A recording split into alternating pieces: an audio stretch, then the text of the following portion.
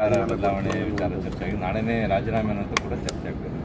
ಈಗ ಮುಖ್ಯಮಂತ್ರಿಯವರು ನಮ್ಮನ್ನೆಲ್ಲರೂ ನಾಳೆ ಬೆಳಗ್ಗೆ ಬರೋದಕ್ಕೆ ಹೇಳಿದ್ದಾರೆ ಮತ್ತು ಏನು ದೆಹಲಿಯಲ್ಲಿ ನಿನ್ನೆ ಆದಂಥ ದೀರ್ಘ ಸಭೆಯಲ್ಲಿ ಏನೇನು ಚರ್ಚೆ ಆಗಿ ಏನೇನು ತೀರ್ಮಾನಗಳಾಯಿತು ಅದ್ರ ಬಗ್ಗೆ ಕೂಡ ನಾಳೆ ಹೇಳ್ತಾರೆ ಮತ್ತು ನಮ್ಮ ಜನರಲ್ ಸೆಕ್ರೆಟರಿ ಇನ್ಚಾರ್ಜ್ ಸುರ್ಜೇವಾಲ ಅವರು ಕೂಡ ಬರ್ತಾ ಇದ್ದಾರೆ.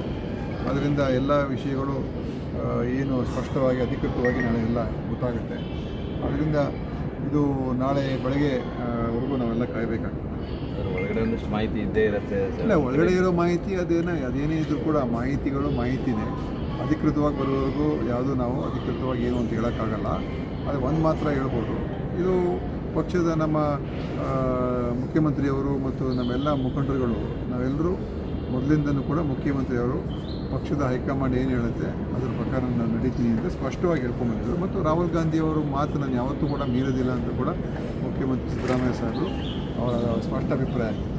ಅದರಿಂದ ಈ ವಿಷಯದ ಬಗ್ಗೆ ಅನೇಕ ಬಾರಿ ಕಳೆದ 3 ವರ್ಷಗಳಿಂದ ತಾವು ಕೇಳ್ತಾನೆ ಇದ್ರಿ ಏನಾಗ್ತಾ ಇದೆ, ಇದು ಬದಲಾವಣೆ ಮತ್ತೊಂದು ಅಂತ ಚರ್ಚೆಗಳಾಗ್ತಾನೇ ಇತ್ತು. ಆದರೂ ಅದು ನಮ್ಮ ಒಂದು ಸರ್ಕಾರದ ಒಂದು ನಡೆಯಲ್ಲಿ ಸರ್ಕಾರದ ಕಾರ್ಯಕ್ರಮಗಳು ಎಲ್ಲೂ ಕೂಡ ಗೊಂದಲ ಸೃಷ್ಟಿ ಏನಾಗಿಲ್ಲ. ಎಲ್ಲ ಒಗ್ಗಟ್ಟಾಗಿ ಕೆಲಸ ಮಾಡ್ತಾಯಿದ್ದು ಡೆಪ್ಟಿ CM ಅವರು ಎಲ್ಲ ಮಂತ್ರಿಗಳು ಬೇರೆ ಎಲ್ಲರೂ ಕೂಡ ನಾವು ಒಗ್ಗಟ್ಟಾಗಿ ಕೆಲಸ ಮಾಡ್ಕೊಂಡು ಎಲ್ಲ ಕಾರ್ಯಕ್ರಮ ಅನುಷ್ಠಾನ ಮಾಡ್ಕೊಂಡು ಬರ್ತಾಯಿದ್ದೀವಿ. ಈ ವಿಷಯ ಒಂದು ಮಾಧ್ಯಮಕ್ಕೆ ಭಾಳ ಒಂದು ಸಿಹಿ ಆಗಿರುವಂಥ ವಿಷಯ, ಅದು ಅವ್ರಿಗೆ ಆಕರ್ಷಣೀಯವಾದ ವಿಷಯ. ಅದರಿಂದ ಅದು ಆವಾಗ ಏನು ಚರ್ಚೆ ಅಗತ್ಯ ಇಲ್ಲದಿದ್ರು ಕೂಡ ಚರ್ಚೆಗಳಾಗ್ತಾಯಿತ್ತು. ಈಗ ಅದಕ್ಕೆ ಒಂದು ಹಂತಕ್ಕೆ ಇದು ಮುಕ್ತಾಯ ಆಗಬೇಕು ಅಂತ ಕೂಡ ಎಲ್ಲರ ಅಭಿಪ್ರಾಯ ಆಗಿತ್ತು. ಸ್ಪಷ್ಟವಾದಂಥ ಒಂದು ತೀರ್ಮಾನ ಆಗಬೇಕು ಅಂತಂದು ಕೂಡ ಯಾವುದೇ ಕಾರಣಕ್ಕೆ ಇದಕ್ಕೆ ಅವಕಾಶ ಕೊಡಬಾರ್ದು. ಯಾಕಂದರೆ ನಮ್ಮ ಸರ್ಕಾರ ಒಳ್ಳೆ ಕೆಲಸಗಳು ಮಾಡ್ತಾ ಇದೆ. ಅನಗತ್ಯವಾಗಿ ಈ ವಿಷಯಗಳು ಚರ್ಚೆ ಆಗ್ತಾಯಿತ್ತು.